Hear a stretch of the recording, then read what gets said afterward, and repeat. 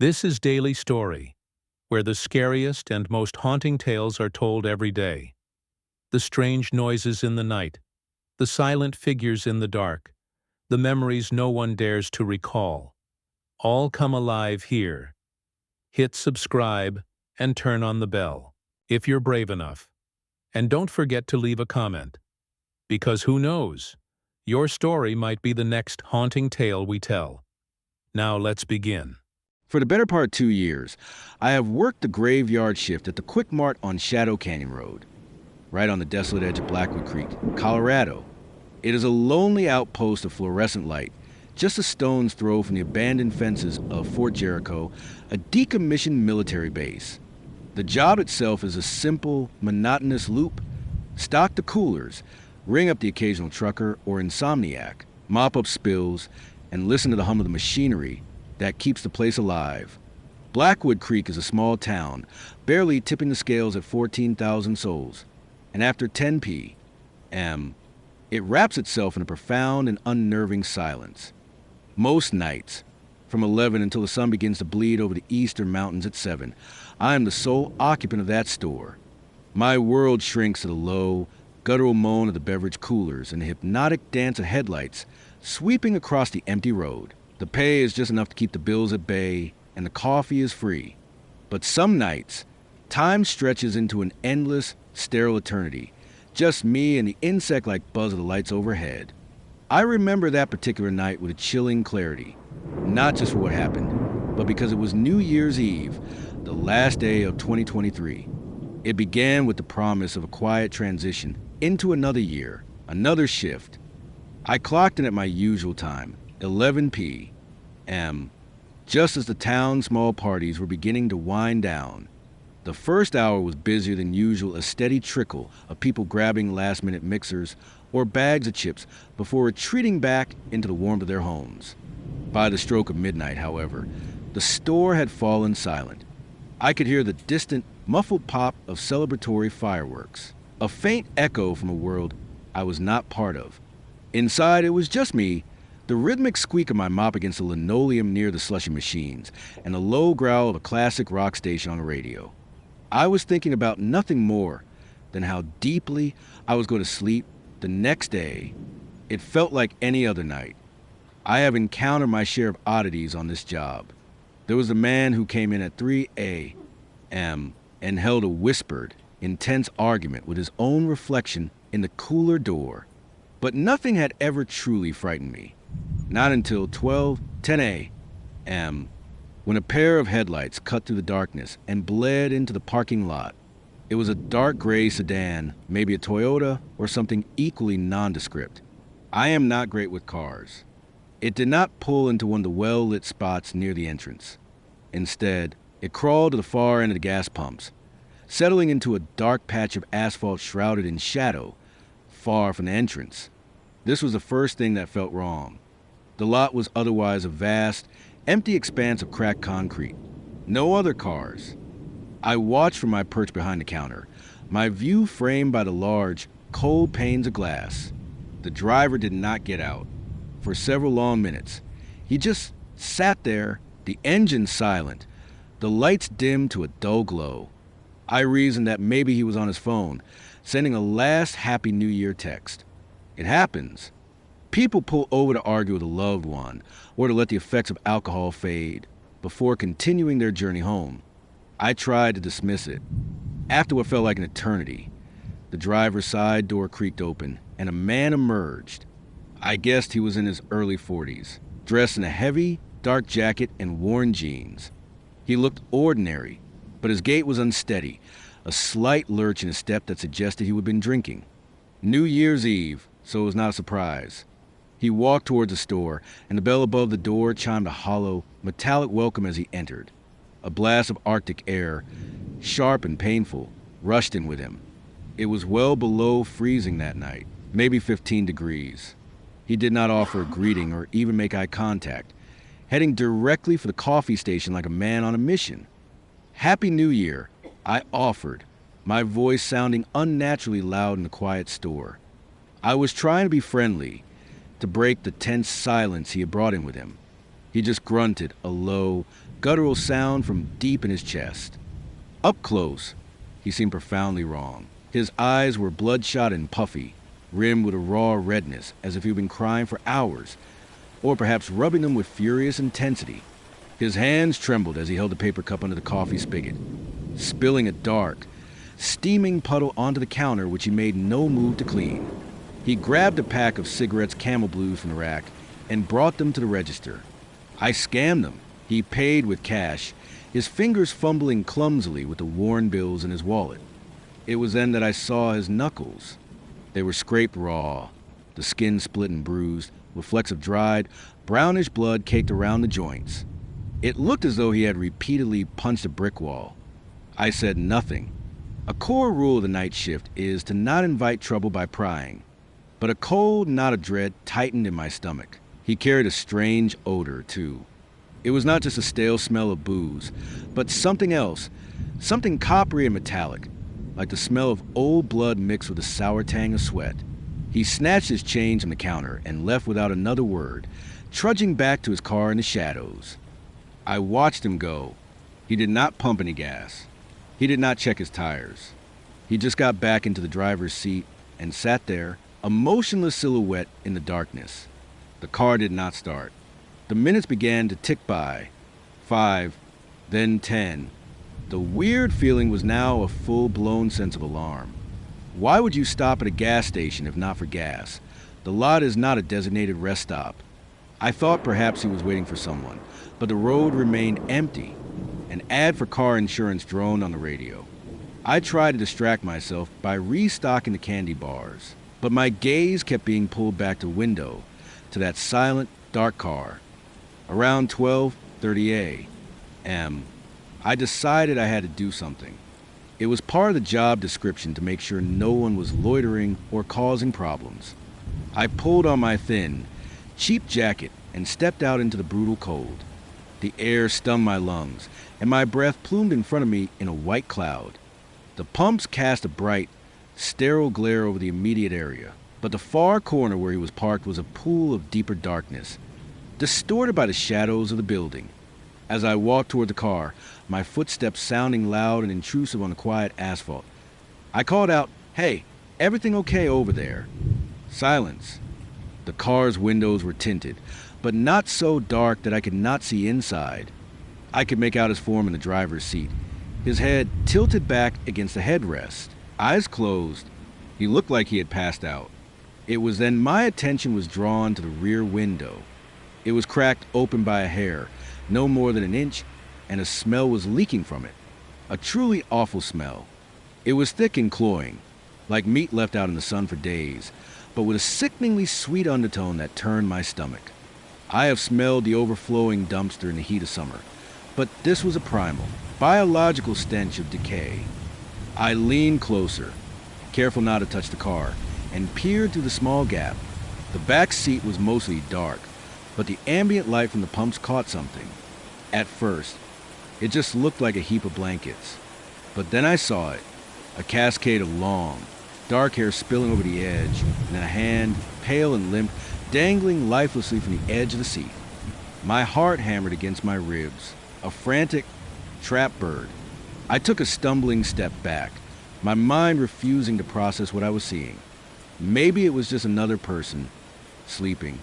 "Hello," I said again, my voice louder, cracking with a fear I could not control. I knocked sharply on the window. The man in the front did not stir. The shape in the back remained utterly still. I fumbled for my phone, my fingers numb and clumsy. I turned on the flashlight and aimed a bright, focused beam through that 1-inch crack. The light cut through the darkness, and I saw her face. Her eyes were open, staring blankly at the roof of the car. Her neck was a canvas of horrific, deep purple bruises, and a smear of dried blood stained her pale lip. She was not moving. She was not breathing. The truth slammed into me with the force of a physical blow. She was dead. I was frozen for a long second, my mind a whirlwind of denial and terror. This could not be real. This was the kind of thing you saw on true crime documentaries, not something that happened in your own parking lot. The smell was overpowering now, a suffocating presence that made me want to vomit.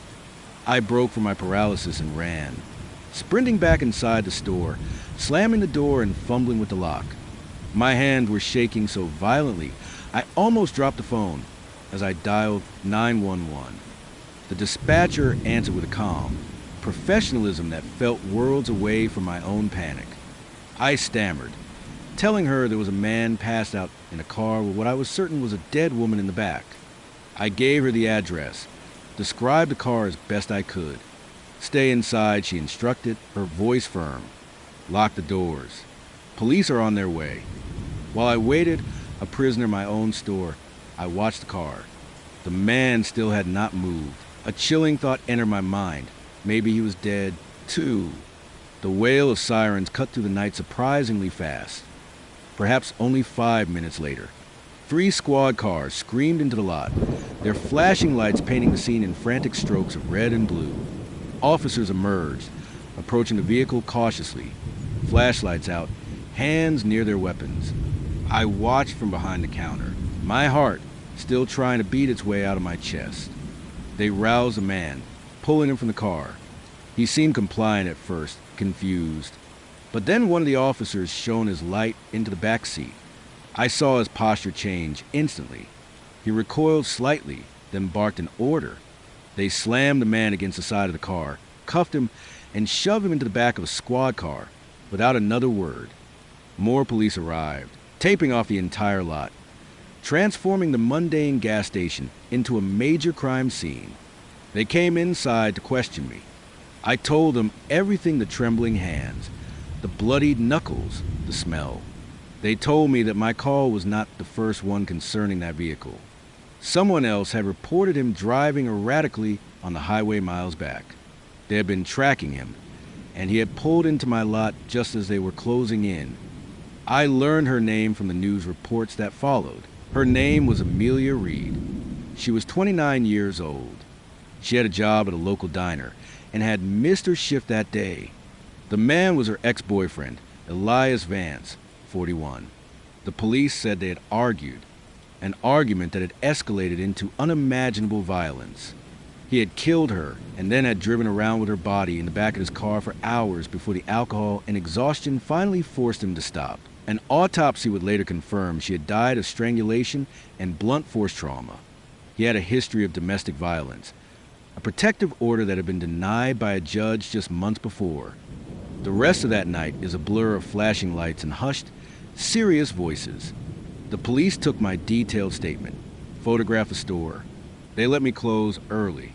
I could not have worked anyway. I drove home in a state of shock, shaking uncontrollably. The image of her vacant eyes burned into my mind. I did not sleep that night or the next. In the days that followed, the story was everywhere. Local news crews camped out in the lot. Her family spoke to reporters, describing Amelia as a kind, vibrant soul. I took a week off from work. When I finally returned, the parking lot felt tainted, haunted. Customers would ask about what happened, their eyes wide with a kind of morbid curiosity, treating it like a scene from a movie. But for me, it was not a story. It was real. Every time a car pulls into the far end of the lot now, a cold dread washes over me. I find myself watching, scrutinizing, checking the windows. The memory of that smell still ambushes me at random moments, a phantom scent that makes my stomach clench. Blackwood Creek is still a quiet town on the surface, but that night tore a hole in my sense of safety. It taught me how thin the veil is between a boring, ordinary shift and the absolute heart of darkness. I still work the night shift. I have bills to pay. But the door is always locked now, and my phone is never out of reach. You never, ever know what is pulling into the lot next. I used to be a night janitor at a small, 24-hour gym called Ironclad Fitness. It was a no-frills kind of place, squeezed unceremoniously between a dingy liquor store and a tire shop that always smelled of burnt rubber. The equipment was old, the fluorescent lights above buzzed with a constant, weary flicker, and the neon sign out front, which was supposed to read Ironclad, had a dead O, so it grimly proclaimed Ironclad to the empty street. The job was not glamorous, but it was consistent. and the solitude of the late hours suited me. The owner, a gruff man named Sal, had given me an alarm code, a key card, and one rule that was never be broken: after midnight, the front door stays locked. Members with key cards could still let themselves in, but if someone showed up without one, they were out of luck until morning. I cherished that quiet. I would put in a single earbud, leaving the other ear free to listen to the building. I had an ancient MP3 player, a relic from another time, filled with old songs. It was not connected to the internet. No calls, no texts, no notifications. Just my music and the profound silence of the empty building. That particular night began just like any other. The last member, a quiet guy I saw regularly who always wore a hoodie, finished his deadlifts and left a little after 1 a.m. He gave me a silent nod on his way out, and the heavy glass door hissed shut behind him. After that, the gym was mine. It breathed with its usual mechanical sounds, the low, constant hum of the drink cooler by the front desk, the metallic sigh of the air vents kicking on and off, and the loud, deliberate tick-tock of the clock on the wall, each second landing with heavy significance in the stillness. I began my routine. Wipe down the dozens of mirrors, empty the trash cans overflowing with paper towels and empty protein shake bottles, collect stray towels, and then mop the vast rubber floors until the air smelled faintly of lemon-scented cleaner. The underlying smell of sweat and old rubber never truly left, but the cleaning added a thin, temporary veneer of freshness. An empty gym at night has an almost cathedral-like peace to it, but that night there was no peace. The air itself felt thick and heavy. I was mopping by the treadmills when the feeling started. It is a primal, electric sensation that tightens the muscles at the back of your neck, an instinctive certainty that you are not alone, that someone is standing right behind you, watching. I paused my music, pulling the earbud from my ear. The silence that rushed in was sharp and absolute, broken only by the cooler and the clicking air system. I slowly turned and looked towards the massive front windows that faced the parking lot. The lot was a patchwork of light and deep shadow. My old sedan was parked close to the door, a familiar comfort. Further out, under the sickly orange glow of a distant streetlight, sat a beige pickup truck, old and slightly beat up. It had been there when I would arrive for my shift, but I had not seen anyone get in or out. I stared at it for a long moment, trying to will it to be empty, to be meaningless. I shook my head, chiding myself for being paranoid. People left their cars in strange places all the time. But as I turned my gaze back to the reflection in the glass, I saw a flicker of movement. A shadow, indistinct and fluid, slipped across the reflection of the treadmills. It was unnaturally fast, like someone had darted past a window at full sprint. I froze, my mop handle gripped tight in my hands, and stared out into the darkness. But there was nothing there now. Nothing but the empty lot and the beige truck. The vertical blinds near the door swayed almost imperceptibly, as if they had been disturbed by a passing hand. I walked to the front desk, my heart starting a low, nervous drumbeat.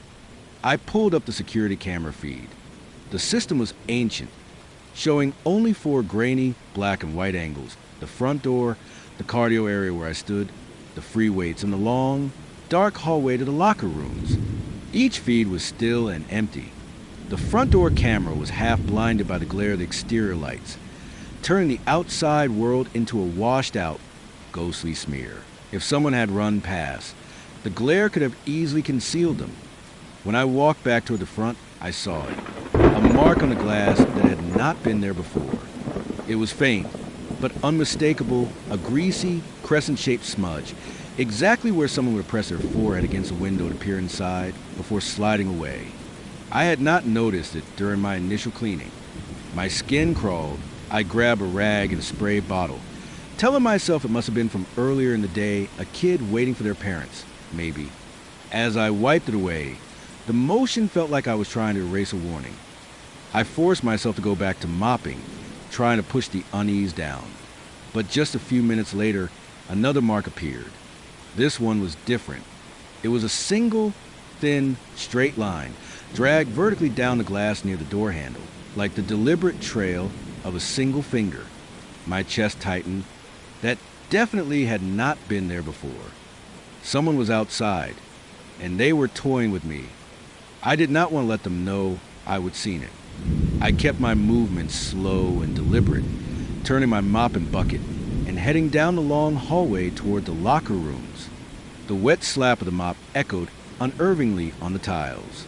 Inside the men's locker room, I pushed open each stall door, my eyes scanning the empty spaces.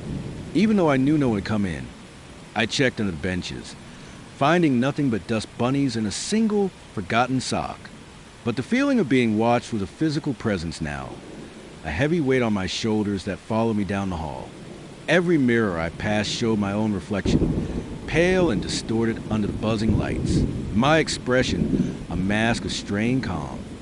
When I returned to the main floor, the green exit sign above the door flickered erratically.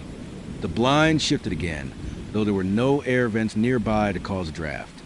Through a small gap between two slats, I thought I saw a pale shape in the windshield of the beige truck. An oval, a face, but it dropped out of sight the instant I focused on it. A trick of the light, I told myself. A reflection.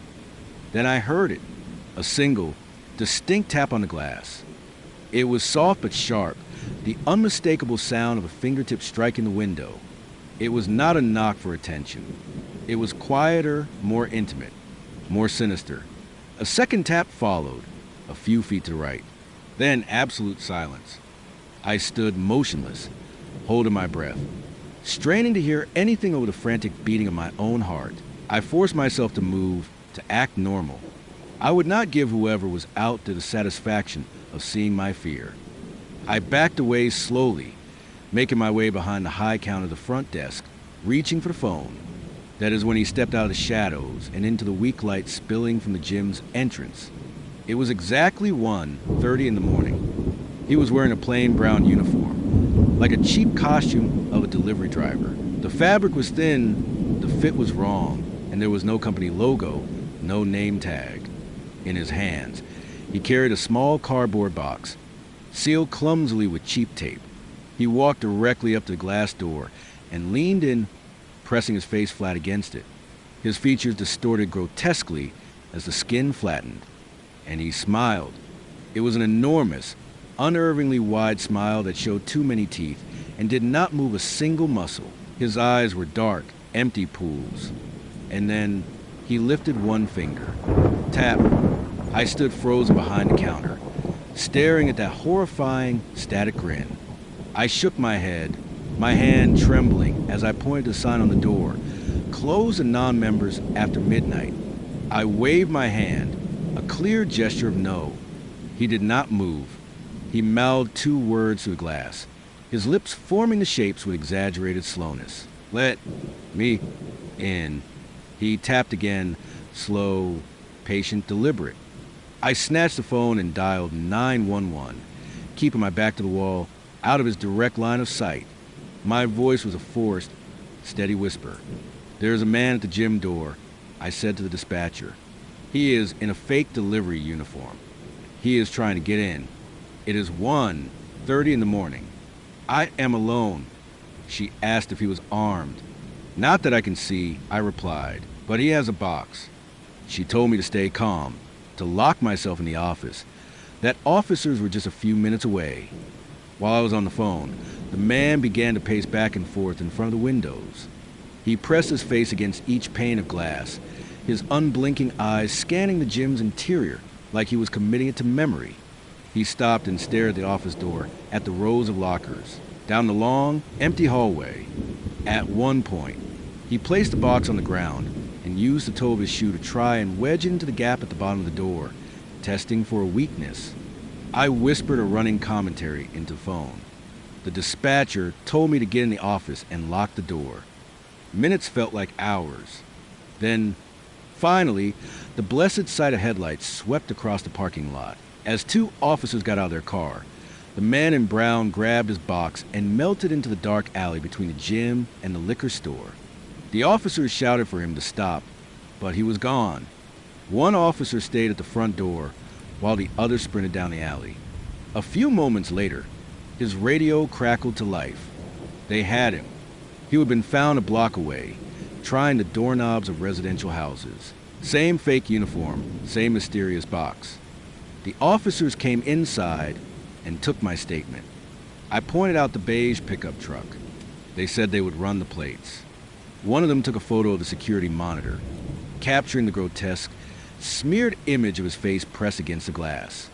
Even in the grainy footage, that smile looked profoundly unnatural. They told me I did the right thing, and that they would patrol the area for the rest of my shift. I stayed and finished my work. Leaving early felt like letting him win. I wiped every single smudge off the glass, erasing the oily trails his face and fingers had left behind. Each swipe felt like an exorcism. At 3 a.m., I locked up and walked to my car. The beige truck was gone. I drove home, checking my rear view mirror constantly. I pulled into 2 different gas stations on the way, just to loop around the pumps and make sure I was not being followed. No one was there, but the tightness in my chest did not release until I was safely inside my apartment, with the door double locked and chained. A few days later, I saw a post on a neighborhood social media page. Someone had posted a blurry doorbell camera photo of a man in a fake delivery uniform who had been knocking on doors late at night. The grin in the photo was sickeningly familiar. The police never told me what was in the box. Maybe it was just an empty prop to make him seem legitimate. Or maybe it contained something else entirely. What terrifies me the most, even now, is not the costume or the box. It was his unnerving patience. There was no pounding, no yelling, just those slow, methodical taps. A smile that never wavered. And the chilling certainty that he could wait all night for a single person to make a single mistake. Now, whenever I have to clean glass at night, I remember that feeling. I remember how close pure, malevolent danger can get without ever breaking down the door. Sometimes the scariest threats do not scream or shout. They just smile. They press their face against the glass, close enough for you to see their teeth. They tap once, then again, and they wait. I used to pull the graveyard shift at a big Road Star truck stop just off I-78 in the sprawling, anonymous outskirts of Ridgehaven, Georgia. It was one of those massive complexes with showers, a 24-hour diner, and a perpetual buzz of diesel engines. It was an island of harsh, artificial light in an ocean of darkness, a place for transient souls to refuel on coffee and gasoline before melting back onto the interstate. For 3 years, from 11 p.m. to 7 a.m., I was the sole clerk on duty, a lonely lighthouse keeper for this port of weary travelers. My nights were a blur of scanning lottery tickets, ringing up energy drinks and beef jerky, and watching the bank of grainy security monitors behind the counter. The landscape of my shift was always the same, a mostly empty lot at 3 a.m. The ceaseless hum of fluorescent lights and the smell of stale hot dogs from the roller grill mingling with the exhaust from the pumps. In all my time there, the most exciting thing that ever happened was a drunk driver trying to pay with a laughably fake $100 bill. It was a boring, predictable, and safe job.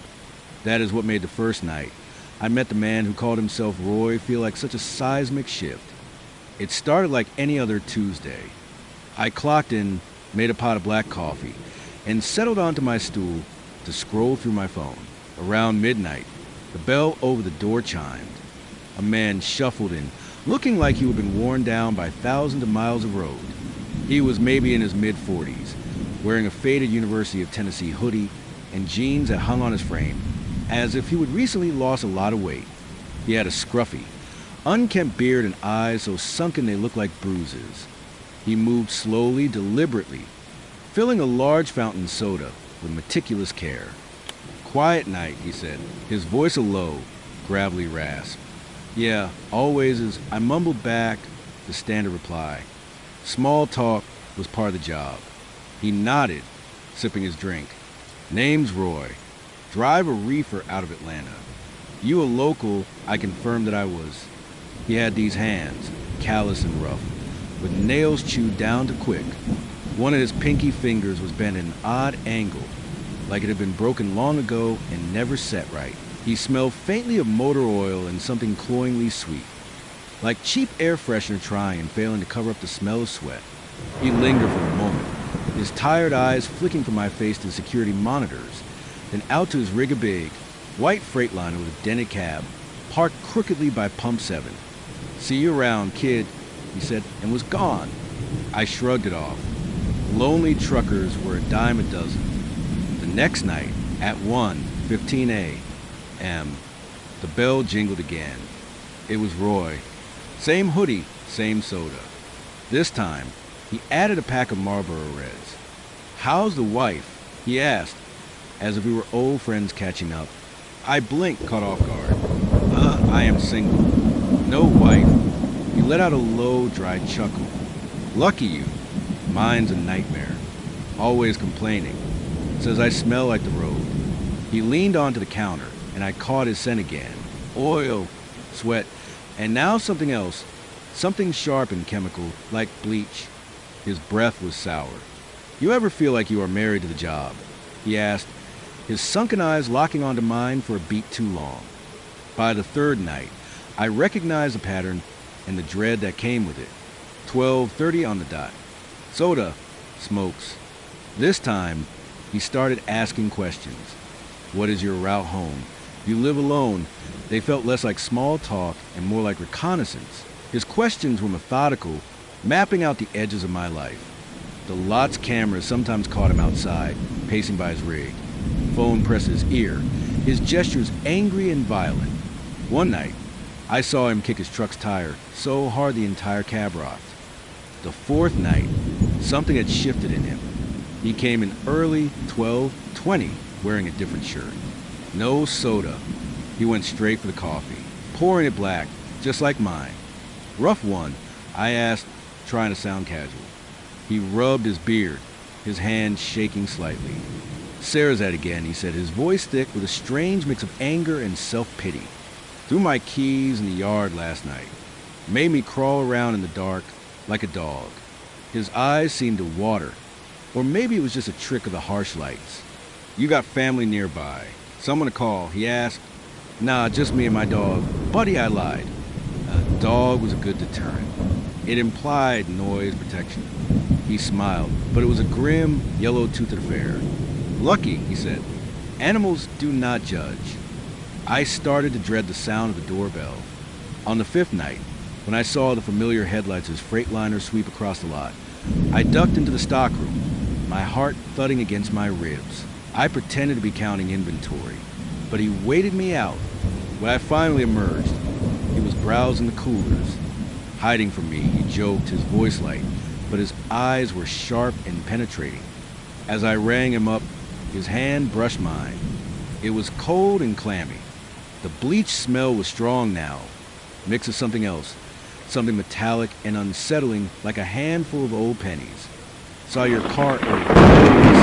His voice dropped into a conspiratorial whisper. "Blue Honda, right, Tennessee plates. Nice ride. Real clean." My blood ran cold. My car was parked in the employees section, in the back, completely out of sight from the main lot. How could I have seen it? I drove home that morning with my doors locked, my eyes glued to the rearview mirror.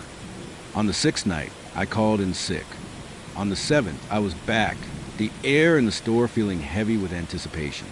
At 11:30, Roy came in. "Missed you last night," he said, his tone casual, but his eyes were scanning me, taking me in. "Thought you quit." Under the weather, I muttered. He nodded, then leaned in closer. "Heard about that wreck on I-78 last week," he said, his voice low. A blue Honda flipped. Driver walked away, but barely.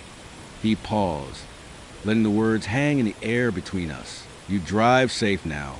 It was not a suggestion. It was a command, laced with a threat. So clear it made the hair on my arm stand up. The eighth night, he seemed different. His eyes were red-rimmed, his beard unevenly trimmed. He did not buy a drink.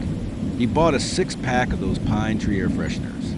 "Got to mask the smell," he said, his voice cracking. "Sarah hates it. Says, I bring the road home with me." Then, the dam broke. He told me she wanted a divorce, that he was gone too much. His gestures became wild, his coffee sloshing over the sides of his cup. But I see her, he whispered, leaning so close I could feel his sour breath. In the mirrors, always watching me. His hand gripped the counter, his knuckles white. What is your place like? Must be nice. Quiet nights with Buddy. His smile twisted into something ugly. I would like that. On the 9th night, I parked several blocks away and walked to work through the shadows. The shift dragged on. At 3:15 a.m., I saw his headlights. He did not come in. He circled the lot twice, slow and predatory, like a shark. I hid behind the slushy machine, watching on the monitors as he stopped right where my car was usually parked. He got out of his cab, knelt by the curb, and swept the pavement with the flashlight from his phone, as if he were a tracker hunting for prints. The 10th night, I was a wreck. I triple-checked the locks on all the doors. I had just started to relax after midnight passed without a sign of him, when a voice came from the back of the store. Evening, Russell. It was Roy. He was stepping out from behind a tall aisle of potato chips, a bag of beef jerky in his hand. He had not come through the front door. The bell had never jingled. He must have slipped into the side door by the dumpsters, a door that was supposed to be locked at all times. My heart felt like it was going to explode. Up close, he looked completely unraveled. His shirt was untucked, sweat beaded on his forehead, and that smell, it was overwhelming now. Bleach, metal, and something else, something foul like rotting meat. Could not sleep, he said, his voice a low rasp. Drove all night. I was thinking of you. His eyes drilled into me. Sarah left, took everything. His hand, the one with the crooked pinky, twitched towards his pocket. You got a good life, he hissed. That Honda. Buddy, I bet your place smells like pine, not diesel. He took a step closer, his breath hot and foul. What is your address? Off Sterling Road, right near the park. He had followed me. The realization was paralyzing. We should talk more, he said, his face contorting into a terrifying mask of desperation and rage. Off shift. I know places. Quiet. By the river. No, I managed to choke out. I am busy. I backed away, bumping into the cigarette display. His face changed, the desperate smile vanishing, replaced by a cold, hard glare. Do not be like her, he snarled. Cold, he started to raise his hand. The bell on the door saved my life. Another trucker came in for gum. Roy froze, his expression shifting in an instant back to a casual smirk. Another time, he said, and walked out. As he left, I saw him mouth a single word at me through the glass. Soon. I bolted the door and called my boss, leaving a frantic voicemail. I spent the rest of the night pacing, watching the shadows on the security monitors. The moment my shift was over, I ran to my car and drove erratically to my sister's house 40 miles away. A voicemail came through on my phone. It was Roy. Hey, it is Roy from the Road Star. Just checking in. Drive safe with Buddy. Click. I quit my job the next day. I sold the Honda. For 2 weeks, I slept on my sister's couch, jumping at every sound. One night, her dog started barking furiously at the street. I looked out the window just in time to see the taillights of a white Freightliner disappear around the corner. It has been over a year now. I have a day job stocking lumber at a hardware store. I drive a beat-up old Ford. I live in a new town. But I still scan every parking lot for a white Freightliner. I flinch when I smell bleach. Some nights, when the world is quiet, I can hear the distant rumble of semis on the highway, and I wonder if he is still out there, circling in the dark, looking for another quiet kid on a lonely shift to map. Some roads you can never go back down. Use arrow up and arrow down to select a turn, enter to jump to it, and escape to return to the chat.